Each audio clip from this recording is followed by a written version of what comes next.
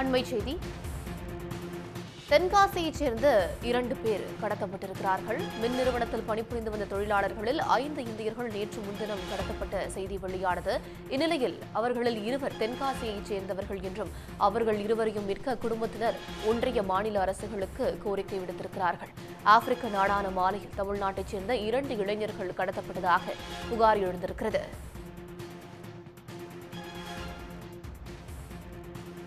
மாலியில் கடத்தப்பட்ட 5 இந்தியர்களில் 2 பேர் தென்காசியைச் சேர்ந்தவர்கள் என்று தகவல் வெளியாகியிருக்கிறது.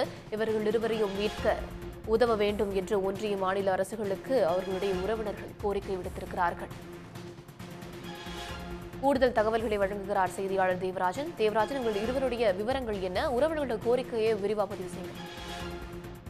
அதாவது தென்காசி மாவட்டம் கடைநல்லூரை சேர்ந்த இளைஞர்கள் 2 பேர் தென்னாப்பிரிக்க நாடான மாலைத்தீவில் கடத்தப்பட்டுள்ளனர். இவர்கள் இங்கிருந்து எலக்ட்ரிக்கல் ஒர்க், அதாவது செல்போன் டவர், மின்சார டவர்கள் உள்ள பணிக்காக ஐடிஐ படித்துவிட்டு இவர்கள் அங்குள்ள வேலைக்கு சென்றிருக்கின்றனர்.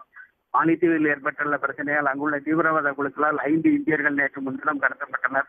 அவர்களில் கடைநல்லூரை சேர்ந்த 2, ஒருவர் இசக்கி ராஜா, இன்னொருவர் தளபதி சுரேஷ். இதில் இசக்கி ராஜாவிற்கு திருமணமாகி 2 குழந்தைகள் உள்ளது. கணேஷ் ராஜாவுக்கு இன்னும் திருமணமாகவில்லை. இவர்கள் கடத்தப்பட்ட செய்தி அங்கு இவர்களது நண்பர்கள், உறவினர்கள் மற்றும் பணிபுரிவர்களால் இவர்களுக்கு இன்று காலை கிடைத்திருக்கிறது. அங்குள்ள இந்தியர்கள் அனைவரும் பாதுகாப்பாக மற்ற இடங்கள் இவர்கள் 5 பேர் கடத்தப்பட்ட பின்னர் அங்குள்ள இந்தியர்கள் பாதுகாப்பாக ஒரு இடத்திற்கு கொண்டு செல்லப்பட்டனர். அவர்கள் மூலம் இவர்களுக்கு தகவல் கிடைத்திருக்கிறது. தகவல் அறிந்து 2 குடும்பத்தாரும் சோகத்தில் ஆழ்ந்துள்ளனர். மத்திய மாநில அரசுகள், அதாவது தமிழக முதல்வரும் பிரதமர் மோடியும் தங்களது மகனை மீட்க உடனடியாக உதவி செய்ய வேண்டும் என்று இவர்கள் கண்ணீர் மல்க கோரிக்கை விடுத்திருக்கிறார்கள்.